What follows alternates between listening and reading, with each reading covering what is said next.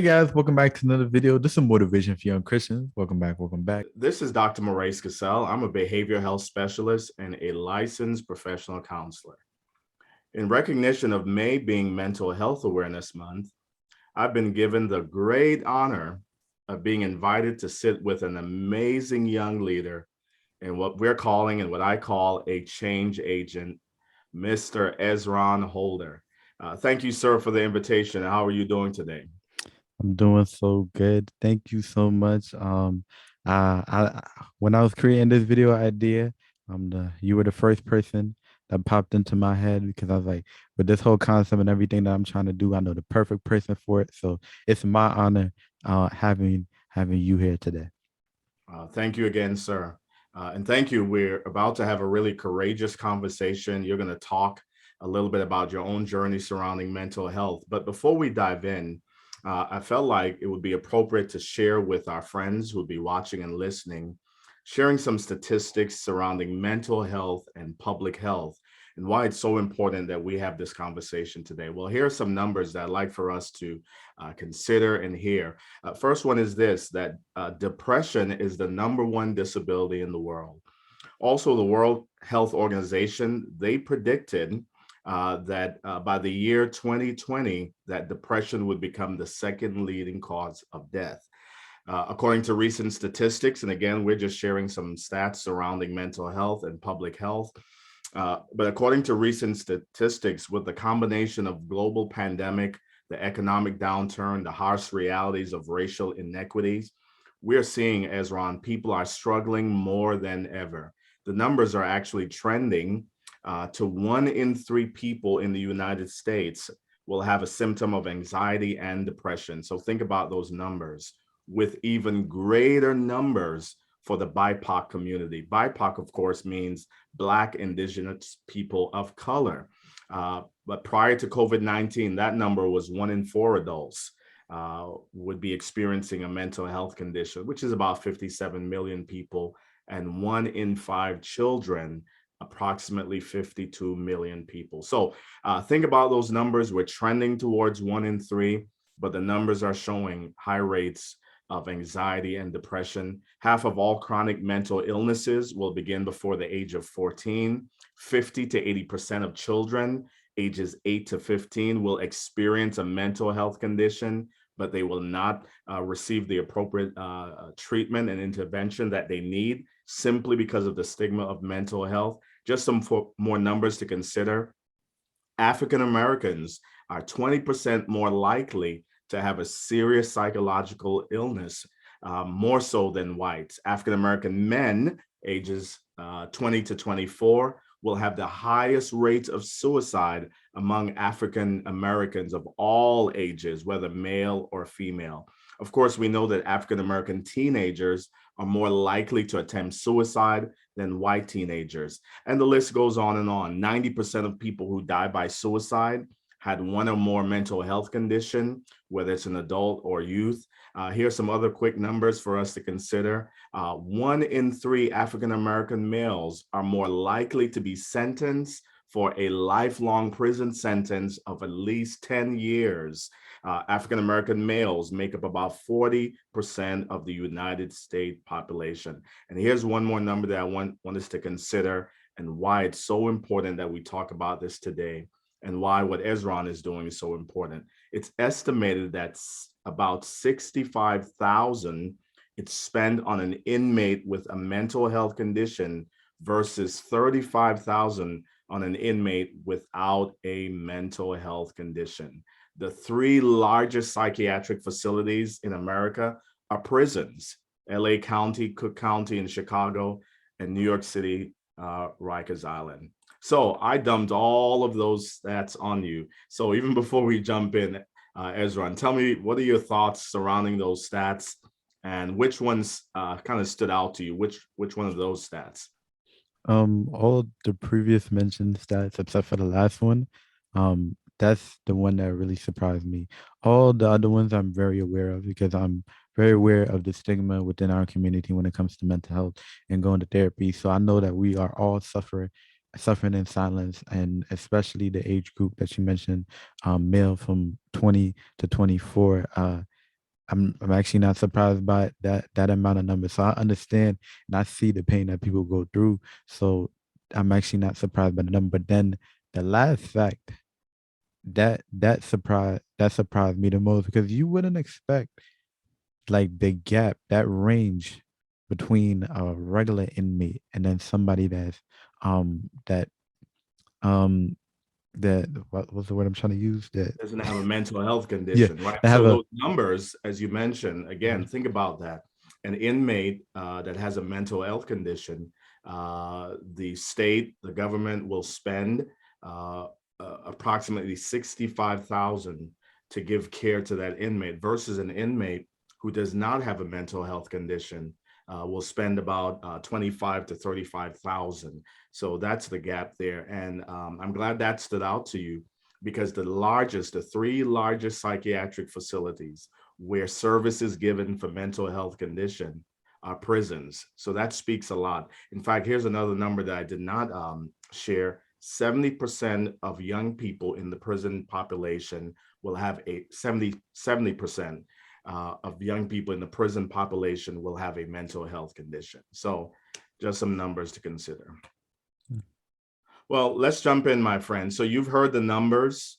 Let me ask you this first question. What are you seeing in your generation as it relates to mental health? So we talked a lot about the numbers, 1 in 4, 1 in 5, 70%, 40% of African American males make up the prison population.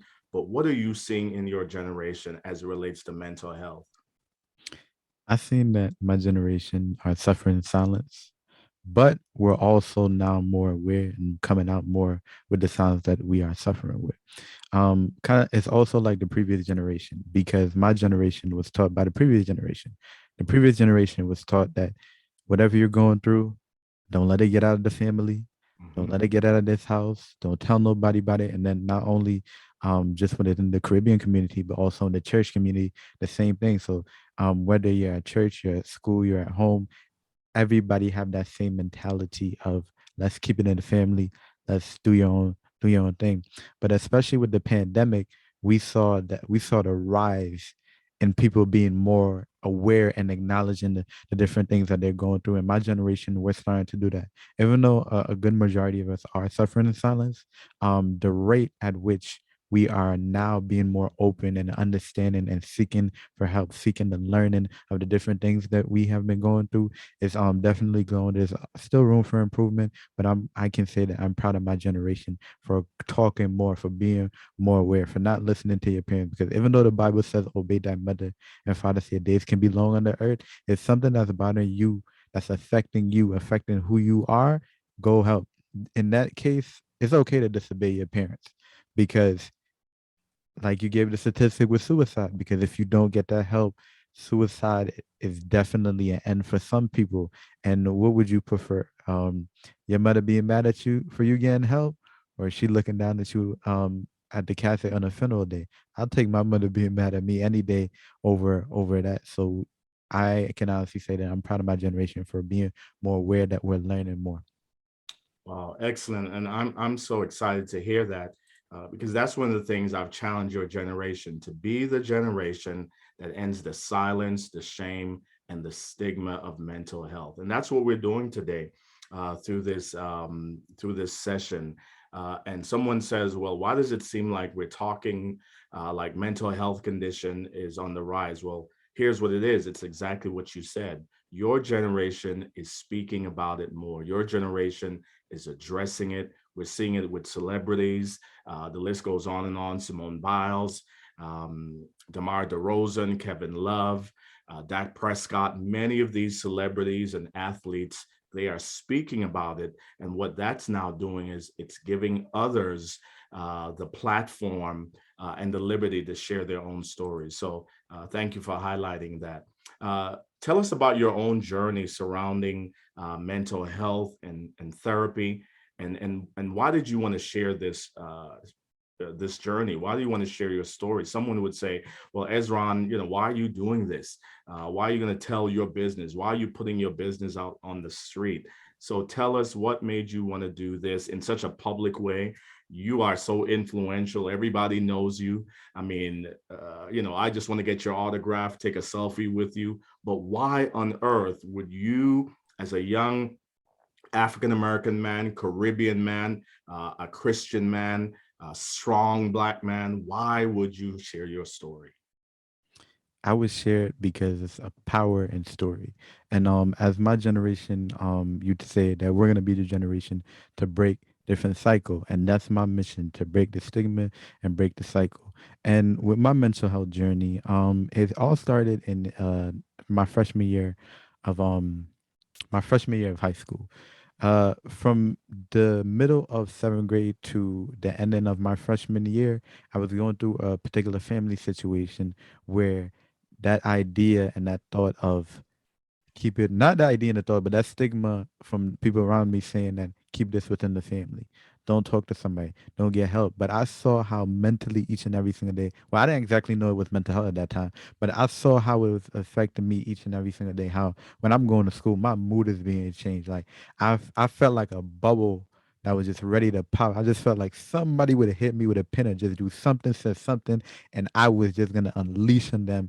And I remember God saying to me that you got to go talk to somebody, because I personally felt like that. Because in my mind, I'm like, somebody gonna say something wrong to me, and either I'm gonna fight them or I'm gonna curse them out bad. And I knew the limitations of me, and I knew how I can get. So I was like, God, before I do this, before I attack somebody that don't deserve this, let me go get help. So I went to my guidance counselor. I was in her office for that pretty much that whole June. So for about a month, and I was learning about the things that I was going through. Because ironically, my guidance counselor went through the exact same family situation that I did. So not only that she gave me the professional help, but she understand how I was feeling because she went through the exact situation that I was going through, and she helped me to see it from a different perspective. Because often we look at stuff from one way, but look at it from a different perspective. And I was able to look at it from a different perspective, and it was just so amazing. I was so proud of. And after I finished counseling with her, I'm like, one day we gonna take it to the next level, and we're gonna do therapy. So fast forward, my junior year. This is around April 2021.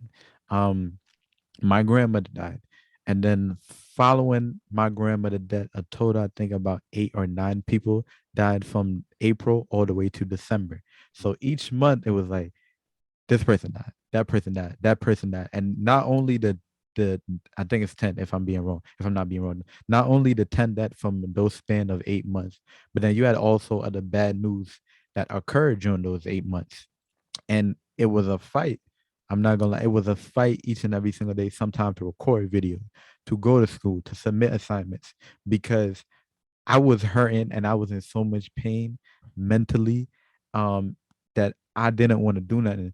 But then I just remembering that how hard worker my grandmother was, and how that she would not want me to stop doing what I'm doing. So I continued, I pushed, I put out videos. At that time I was uploading 3 videos. So I uploaded videos Friday, Saturday, no, Thursday, Friday, and Saturday, still on top of my class, still from that. I was still doing everything that I needed to do, but I neglected my feelings. I neglected that pain I was feeling. I neglected all that crying that I was doing. Because if I'm being honest, I've never cried that much in my life. During those 8 months, I probably outcried the amount of crying I did in my entire lifetime. And going into 2022, I remember telling God that I want to talk to somebody. I want to speak to somebody. And my best friend, big shout out to her.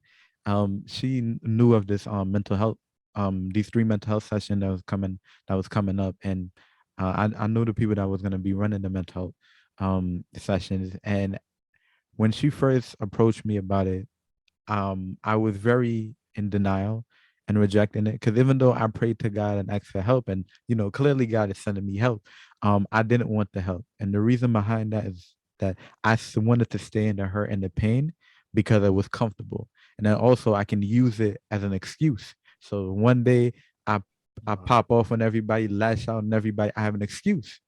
If Wow. one day I just completely cut everybody off, don't talk to nobody, it gave me an excuse to operate in a non-healthy way.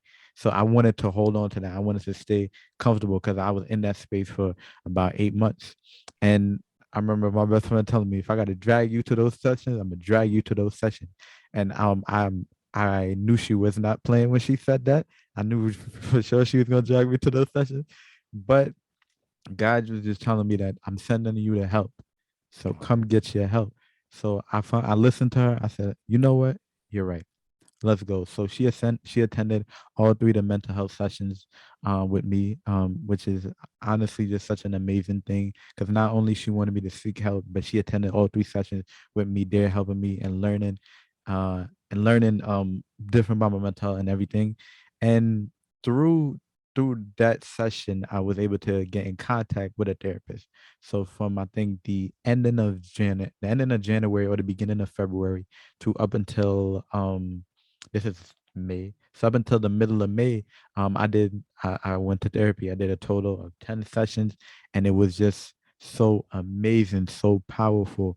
And whilst I'm doing it, of course, I'm remembering the stigma that, as Caribbean people, we don't go to therapy. As Black people, we don't go to therapy. As a man of God, we don't do therapy. God is our therapist. We don't do therapy. But like I mentioned before, I'd rather them be mad at me for getting help than for me letting all of this go in and then either it leads to depression, suicide, or like I bottle up.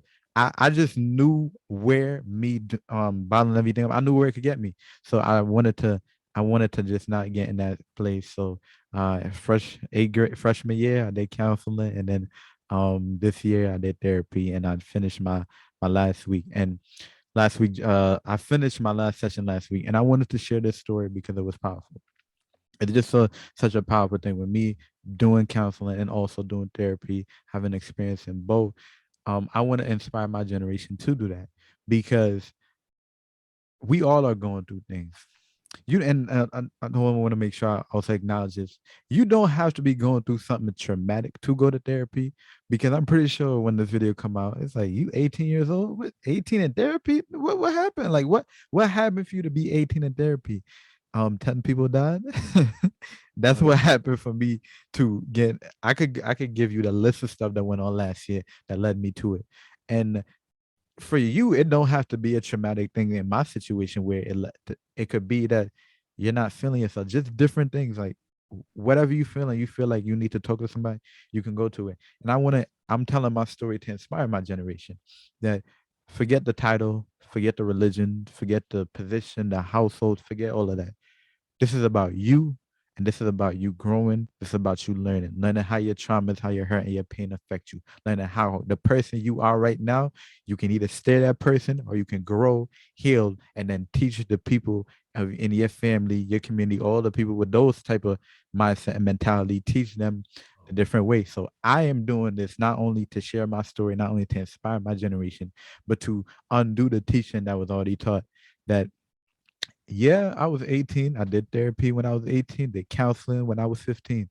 I'm changing, I'm just changing everything. And that's my job for that's my job in this world, to change and to do the things that I know my people wouldn't do, that me with me being Caribbean, with me being Black, with me being a man of God, doing things that they won't expect me to do.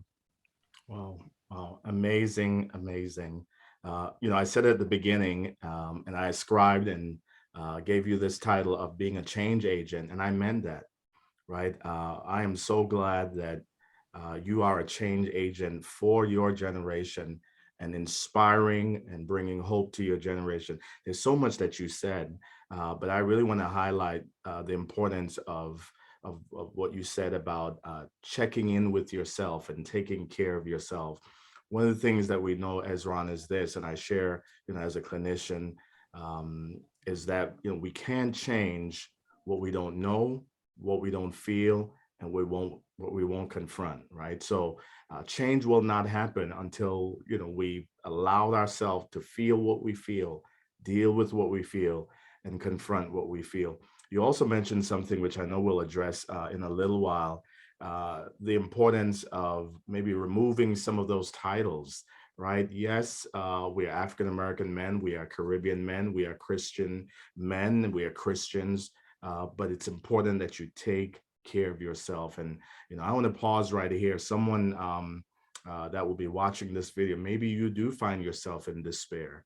Maybe you do find yourself in a dark place. My friends, as I often say, know that we are coming in that dark place with you, right? We're coming in that place of despair, and we're saying to you, get the help that you need. And I love what Esron says. You don't have to be in therapy because of a traumatic experience, because of a severe mental health condition. Therapy becomes a safe place. And then the last thing I want to say before we move forward is I really want to commend, you mentioned about your best friend, your school counselor, your guidance counselor. I really want to commend them for being a safe place for you, because that's what we need, people. We need people to be safe places where people will say to us, I see what's happening with you. I'm going to take you to get the help. You are not yourself, and we want you to take care of who you are. So good, good, good.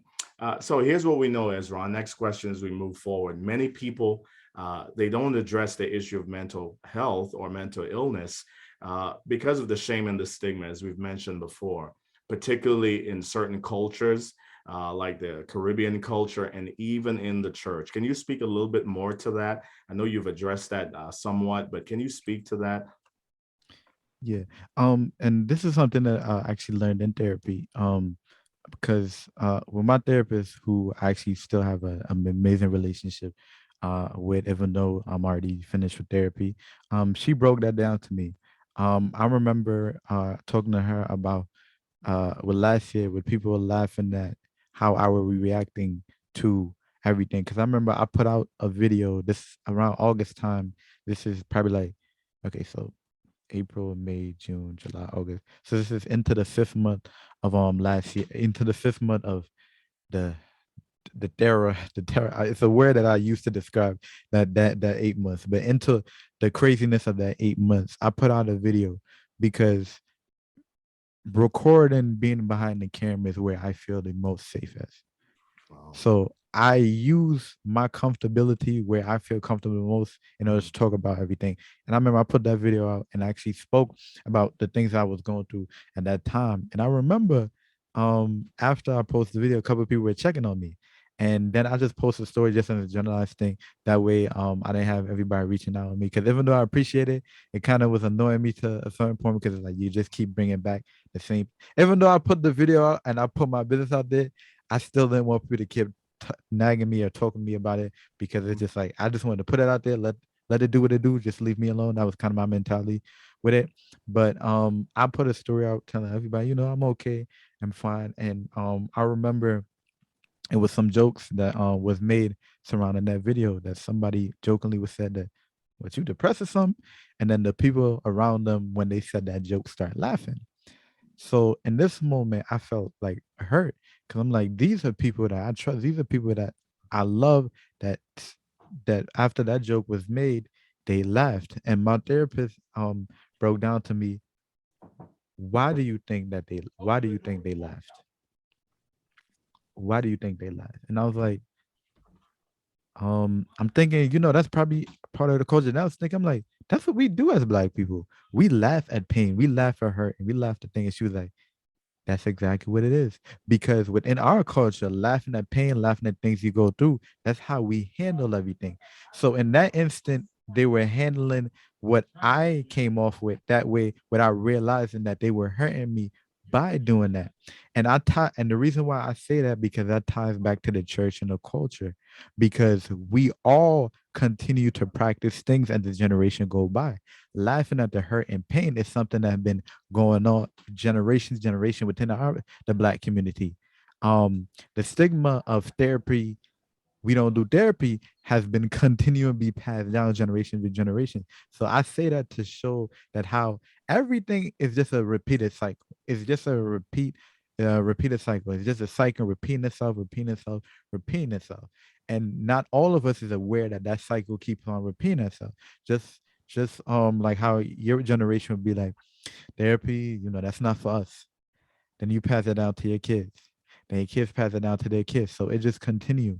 And if and I was very confused. I'm like, why is the church this way? Why is the Caribbean community this way? It's because it's passed down.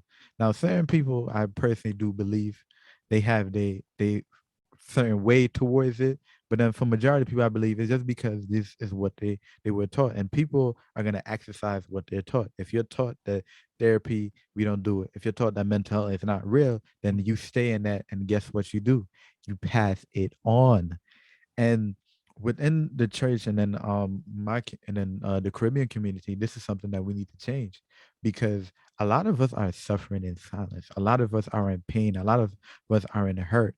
And as much as I love prayer, as much as I love my conversations with God, it's not going to fix what's going on. Mhm. It's not. It's not. And the reason why I say that is because we need to go talk to the earthly people. Because what we don't often realize is that God purposely made positions for a reason. And not only he made those positions, he assigned those people to those positions for a reason. He created therapists for a reason. He created counselors, mental health coaches, and clinicians. He created all of those people for a reason. And the reason he created those people in those positions is because he understands that his people are gonna need help. He understands that not all the time a conversation with me can help what's going on. Not all the time a word from me can help that's going on. Sometimes my people need an earthly person having that conversation with them, doing that technique with them, walking with them, guiding them, teaching them. So we need to understand that God purposely assigned these positions, and he gave those positions to certain people because he understands the help of his people.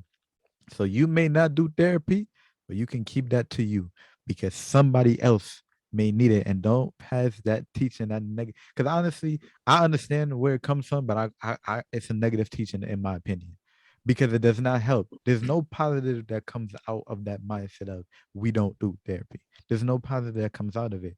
So we as the church, we as Black people, we as Caribbean people, we are just people of this earth, need to understand that we do therapy. Yes, we do. We do therapy because just like how you feel, I feel.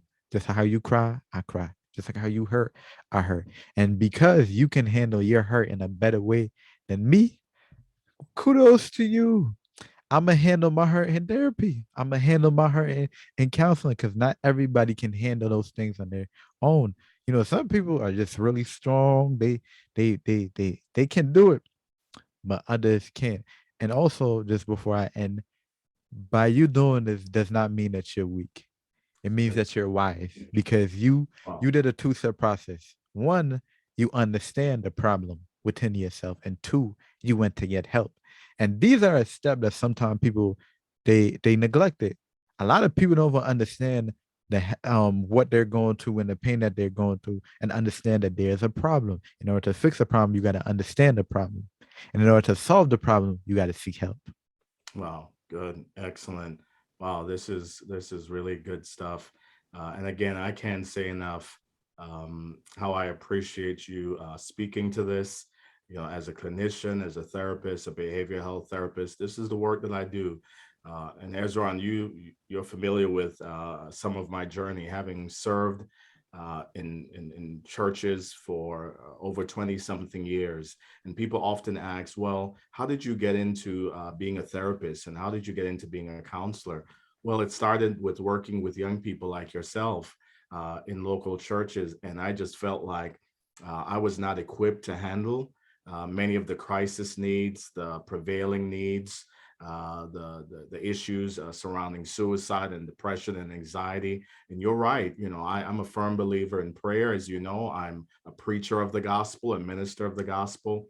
But I've also come to understand exactly what you said, that God put people in this earth to be his hands and feet and eyes and ears, to bring hope and to bring healing. And one of the shirts that I have, one of the um, the resources that I have is a shirt that says you can love Jesus and your therapist as well, right? You can love Jesus, and we want to say that to somebody listening. You going to therapy, you talking about mental health, it does not speak to your faith. In fact, it speaks well of your faith, because you're using all of God's resources to get the help that you need. And please know that we each deal with circumstances differently. You going to therapy, you talking about your mental health, you addressing your mental health, it does not mean that you're weak, but it simply means, and I love what you said, and I'm going to steal that, Ezra. It means that you are absolutely being wise about who you are. So let's move forward. Next question is this that I'd like for you to respond to is, as you're aware, and you've mentioned this, but I'd like for you to speak to it just a little bit more. As you're aware, as men, we are often socialized to stuff and suppress our feelings. We've heard narratives like men don't cry. It's a sign of weakness to ask for help. Just suck it up, get over it. Can you speak to some of those narratives, and how have you navigated that? How have you dealt with, again, being a young African American Caribbean man and hearing those narratives of we don't cry, we don't share what we're feeling? Yeah, as being a young man, I've heard that so many times within my life, and it goes back to what I said earlier. It's a cycle. These are taught things that other people are teaching others, because what you learn, you're gonna teach. Whether it's positive, whether it's negative, whether it's good, whether it's bad, it's gonna continue continually to be taught. And I've heard this many times in my life, because from a young age, I was very intact with my emotions and my feelings. Um, I would say that, I was sensitive growing up, and still am sensitive now, and different areas and stuff where I would either show emotion or cry. Um, those thoughts and those quotes would come my way, that why are you so sensitive, like, why, like, men don't cry, we don't do this, we don't do that. But I still went ahead and did what I had to do, because I understood from just an early age that you saying that is not helping me Right. at all. You saying that men don't cry, we're not sensitive, why are you sensitive, why are you crying, why are you this is not helping us. And as I mentioned, with this being a cycle, we have to break that cycle and understand that your definition of a man and my definition of a man can be two different things, which Wow. is very okay. We can have two different definitions of what being a man is. Wow. We can. There's because everybody have their is entitled to their own opinion and have a right to their own opinion. But what you don't have a right to and what you're not entitled to is passing your opinion to somebody else. Wow. It's okay to have your own definition. It's okay to have your own perspective. But when your perspective, when your definition is not the right thing, it is not okay to pass that on to Wow. somebody. Because once you continue to pass that on to somebody, um, with a young man going through his feelings, actually, I'm gonna use the example of last year. Say if somebody poured that mentality into me and I believed it. But last year when I went through those 10 deaths, guess what I would have done? I would have I would have not paid attention to my emotions. All them times that I let the feelings out and I cried, I would have not cried. I would have bottled everything up. And as I mentioned earlier, I would have popped off on somebody. Whether it would have been a physical thing or a verbal thing, I would have went off on somebody. And now you understand why your teaching is wrong, because you may not have thought that me teaching that gonna let to everyone get into a fist fight and get suspended at school. But guess what? That's the result of it. And even though you didn't have direct contact with it, you did have contact with it, and you will be responsible for the different things that's gonna happen as a result of the mentality that you poured in. And I'm here to tell every young man, child men, young men, middle-aged men, and older men, all ranges, that my definition of a man is somebody who's in tap with their feelings, Wow. somebody who is able to understand their feelings, somebody who's able to understand what they're doing, understand how they're feeling, and also understand that it's okay to get help. And that's another thing that our generation, just people in general, need to understand, that it's okay to get help. Just because you don't want to get help, keep that over there. I want to get help and I deserve help. And that's my personal definition. A man is somebody who's in tap with their emotions, somebody who's understanding how they're feeling and understand how to get help, where to get help, and how to execute and use the help and use that teaching that somebody have given us. So it is okay to cry. It's okay to be in tap with your feelings. It's okay to be sensitive. If you're sensitive, let you be sensitive. It's just that make sure that you let the people around you in your circle know that you are sensitive so that way they can treat you in the proper way. In some cases, you're going to have people that have that continuous teaching, that cycle, that Right. don't care. But guess what? You have a right to you have a right to not allow somebody to treat you any type of way that you don't want to. They may say a joke and you tell them that I don't appreciate that joke, da, and they may give their piece, but you have every right and entitled to you have every right to allow and not allow for somebody to say anything to you, treat you a certain type of way. So it's okay to just be you and just be a man. Crying is a part of being a man. Yes, it Wow. is. Amen. Wow. I'm Yes, ending it off is. with this. I love that. Oh, my friend. Man, this is just so inspiring. Um, one of the things that we talk about from generation to generation, the cycle has been where the previous generation feels like, well, if you're older, then you're the one that's pouring into the younger generation, and that is so true. But I've come to realize, and what has been such a big part of my world is not only do I get to pour into the younger generation like yourself, but you are pouring into me, right? So, I believe in this concept of dual mentorship, right? Watch out for people who feel like they're the only ones that can pour into you, right? Watch out for those people with titles and positions that they only speak down to the generation, so to speak. And I'm saying that because what you're doing is you're actually sharpening me right now. As an older generation, as a clinician, as an older African American man, Caribbean, you are saying a whole lot that's giving hope and meaning to me. And I really want to steal what you said, that it's okay for us to have two definitions of what it means to be a man. But please know that your definition of being a man will not intrude on my space. So thank you so much for that, because so many of us in my generation, we've struggled with that. We've struggled with what does it look like to be a man? What does it look like um, to be defined as a man? And it's exactly what you said, right? A man takes care of his emotion. Let me say this, and then we'll move forward. It's okay not to be okay, but it's not okay not to get the help that you need. So I really want to add to that, right? It's okay to not be okay, but please make sure you get the help that you need.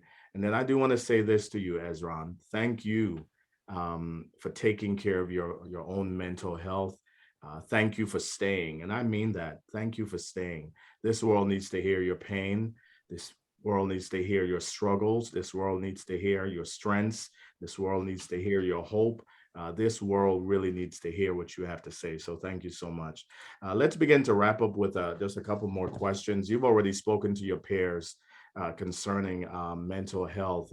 I'd like for you to speak to adults and parents as it relates to mental health in their children. And then also, if you would just speak to the church and the faith based community.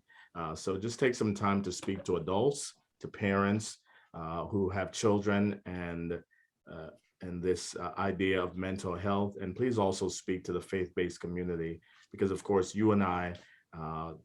That's what gives us meaning, right, and purpose. It's our relationship with Jesus Christ.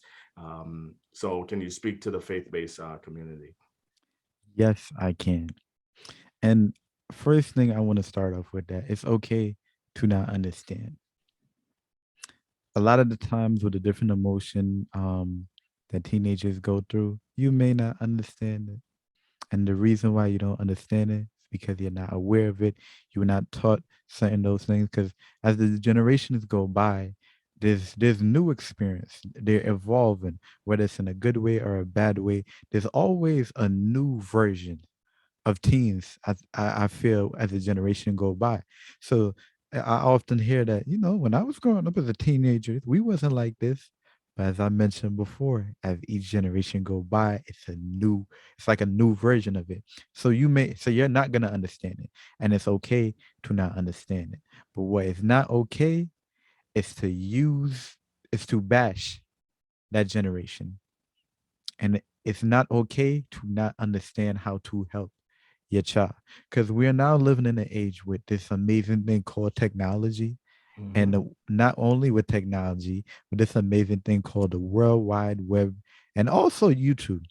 Because YouTube to me can be a whole college itself. Because you can learn anything Hmm. any from it doesn't matter from A to Z. You can learn anything in YouTube. So we need to use the resources, not only the online resources, but the resources around us to start understanding. Let me understand my youth, understand how they feel, the different emotions that they go through, and understand how I help. You are responsible to understand that, especially if you're working with young people in the church, especially if you have kids. You are responsible because the parent job is to help their kids. It's to help them grow. That's your job. The church job is to help the youth grow. It's to help them change and become a better version of themselves. So by using the different resources, you're gonna able to help. We're gonna able to help them, and then building a relationship. In order to help somebody, you gotta have a relationship with them. Right.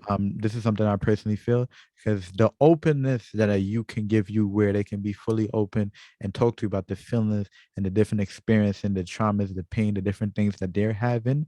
There gotta be a relationship. There's no youth that's gonna open up to you if they don't have a solid relationship with you. And I'm not saying to be their friend. That's not your job. Your job is to not be their friends. Their friends are at their school. Their friends are in their community. But your job is to be that counselor, to be that therapist, to say, to them. And by having that relationship, they'll open up to you. Once somebody feels safe around you, they're gonna open up to you. And with opening up and with them open up to you, you are already taught the material. The material is already in you. And because the material is in you, you're gonna be able to help. So say for you say that I'm depressed right now. Your immediate response wouldn't be that. What do you have? What do you have? Like what in this world do you have to be like what? And I'm pretty sure you've heard that you don't have like kind of in a way saying that you don't have a right to be depressed. Like what exactly can be going on in your life that you can be depressed? And this is actually something that I heard. I actually heard this in the doctor's office. I remember I went to visit my doctor and she asked the question, "Are you depressed?" I said no. And she was like, you don't got no reason to be depressed. You young and everything.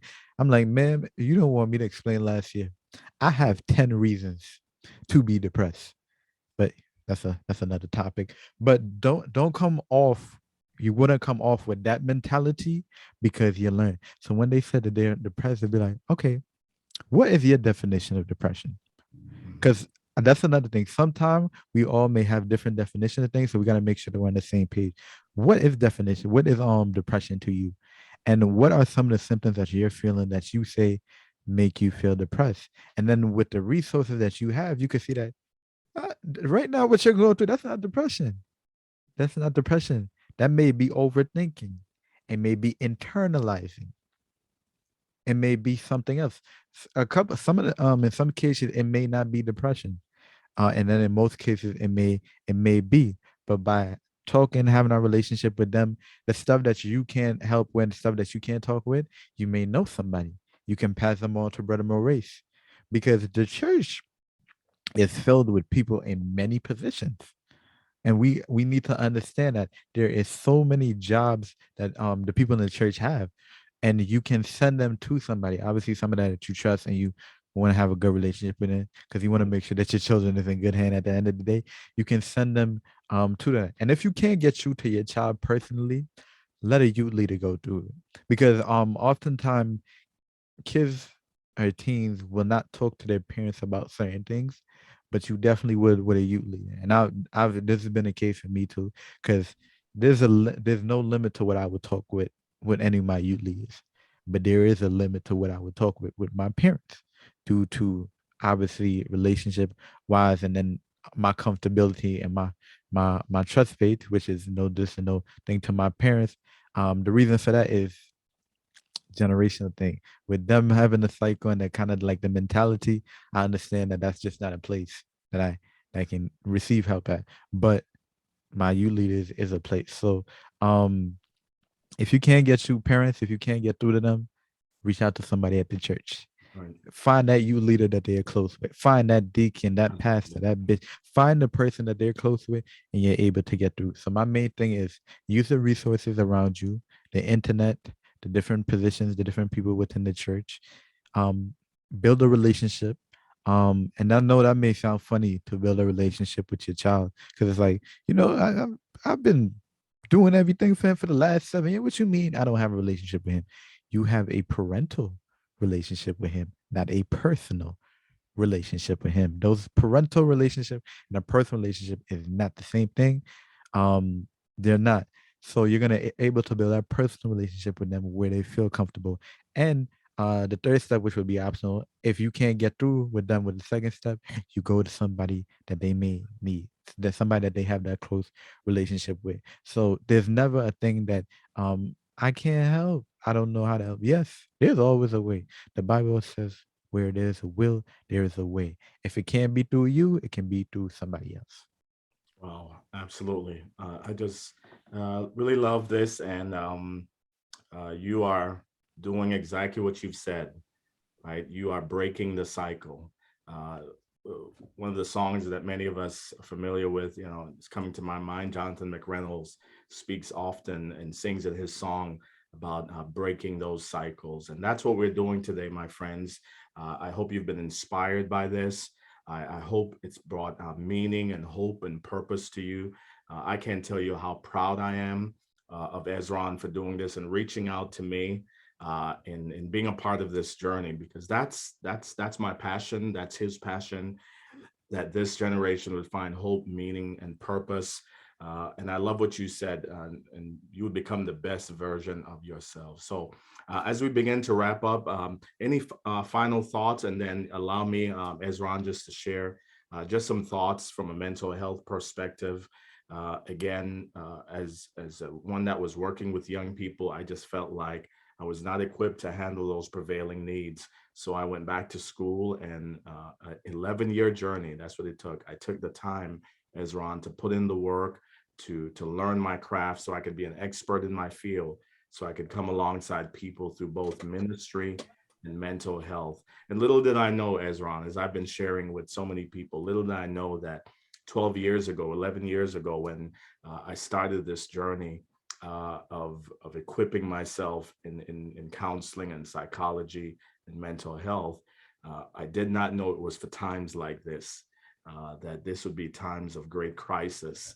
Um, but yeah, go ahead and just give us a final word, final thoughts, and then I'll share some things as we begin to wrap up.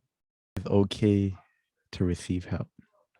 It is okay to be the first one within your family, first one within your group, first one within your church, first one within your neighborhood to go seek that help.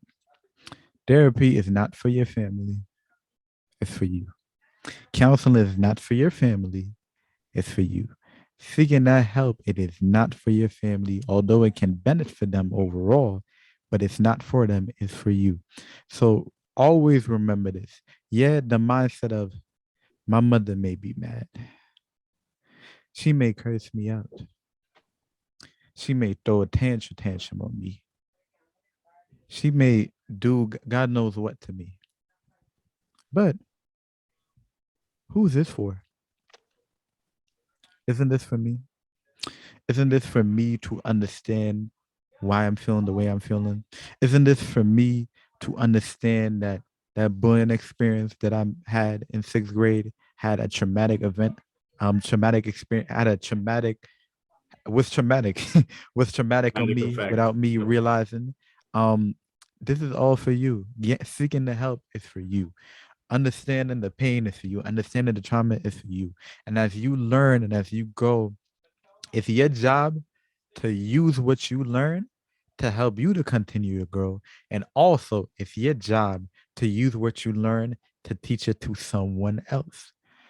as I went through my total 3 months of therapy, the 10 sessions, I'm reaching back out and I'm teaching people what I learned in therapy.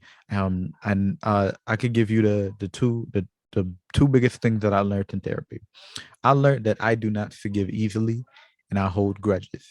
Wow. This is one thing I was aware of because I always remember saying to myself that I don't forgive easily. But then when we went through all of those different experiences and all those different situations that I went through in life, my therapist said it like straight blunt to me that you hold grudges. And then I remember I was like, what? But then as I heard myself recalling all these experiences, I'm like, she's right. I do not forgive easily. And not only with unforgiveness, I hold on to those grudges. And as a result, as I hold on to those grudges, my relationship with certain people is affected because I take out on them what I'm holding on to. So not only I'm not healthy inside, but the unhealthiness inside of me, I'm pouring it to someone else. And that is not fair. Regardless of what that person did to you, that is not fair to pour out that unhealthiness towards them. So in therapy, once I remember that day where we had that breakthrough, I could not stop thinking about that. I went home. I couldn't stop thinking. I was talking to my friends like that shook me so much when I found out that I don't forgive easily and I hold on to grudges. And then the second thing is that who accidentally put my middle finger up? The the the second thing, the second thing is that I internalize stuff.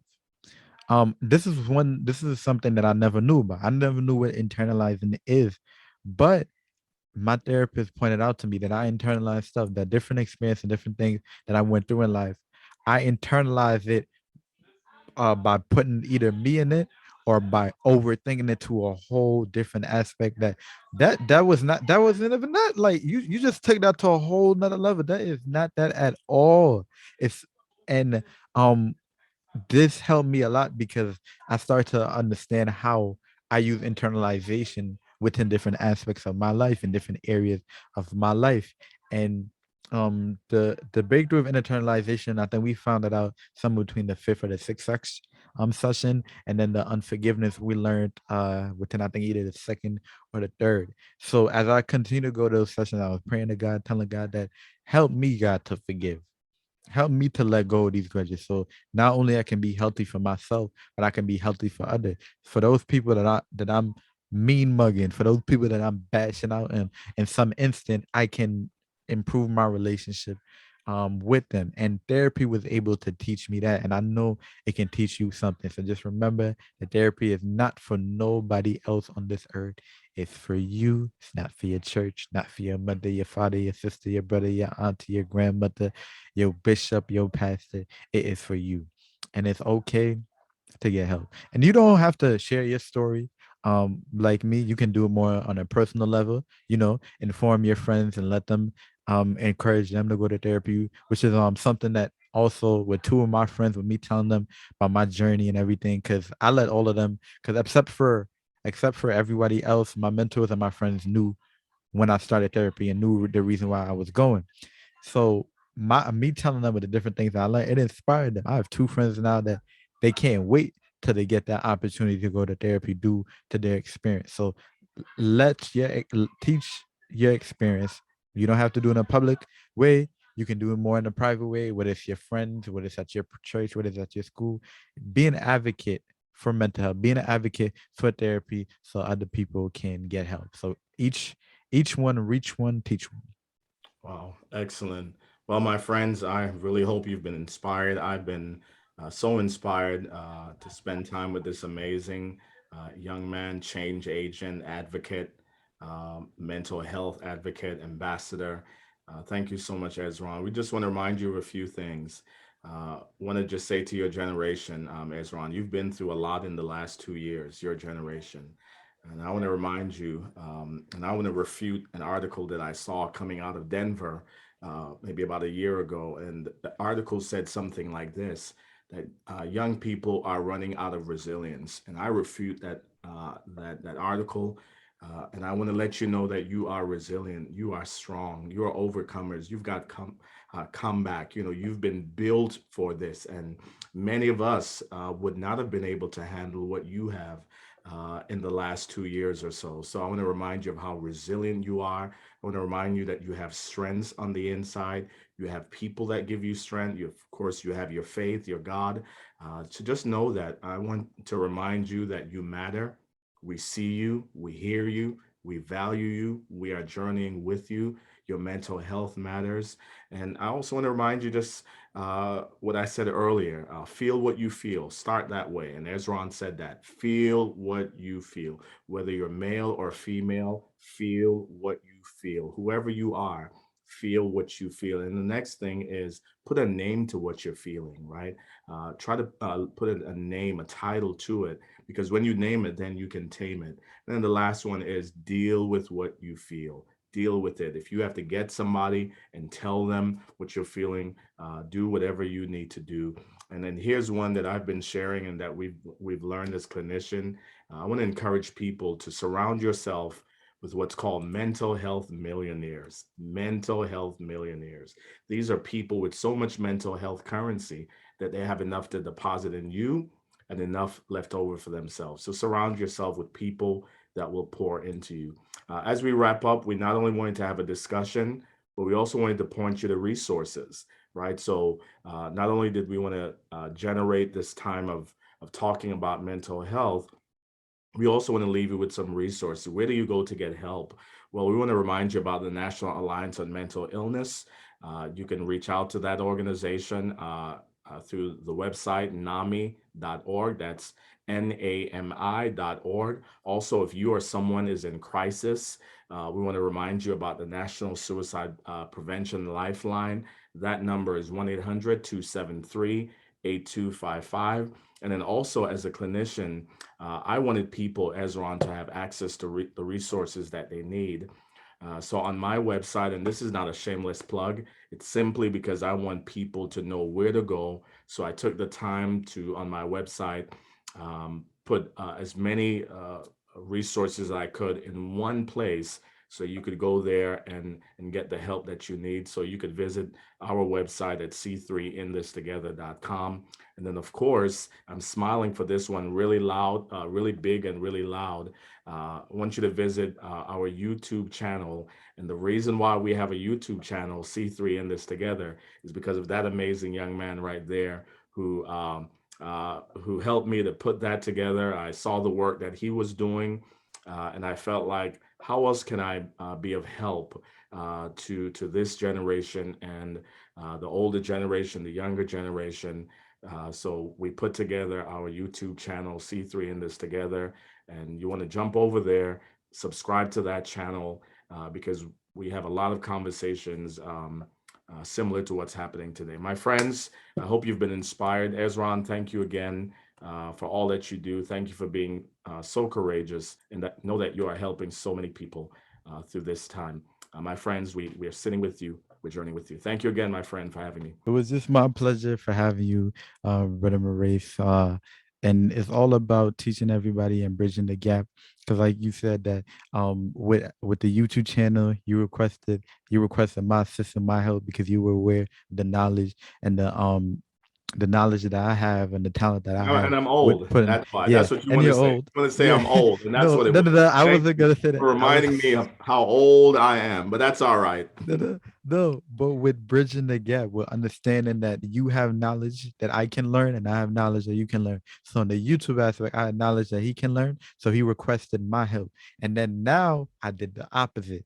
In this aspect of mental health, I know Brother Morais have the knowledge. So I requested his help. And I just want to continue to show that to everybody around, to everybody, especially within the church, to understand that we all have knowledge, we all have talents, we all have power, and together we're stronger. Together we can save more souls. Together we can pour out more information, and we have to continue to do this. And even though it's a continuous cycle to the younger generation to hate on the older generation, we're not going to do that. We are a change making generation. And as you guys see, I do a video with a lot of different leaders and different people from different positions. And I do that on purpose to break that generation, to understand that just because I'm 18 and you're 45 doesn't mean nothing. You may have more knowledge on me on certain aspect, but I have more knowledge than you on this other aspect. Because when it comes to social media, when it comes to YouTube and producing video, I know you don't have that knowledge that I had in that area. And then I know I don't have your knowledge in your area. But guess what? We can use the knowledge that we each have and work together and able to continue to do more stuff. So guys, make sure you check out the channel, C3 in this together. It will be in the description below. Also the links to the different helplines and resources, it will be in the description below. Thank you so much, Brother Maurice, for being a part of today's video. Thank you guys so much for watching this video, guys. Thank you guys so much for coming back. If you haven't already, like the video, subscribe if you're new. Please turn on your post notification. That way, anytime I upload, YouTube will send you a notification. This is Motivation for Young Christian by Esron Holder. I'll see you guys in the next video.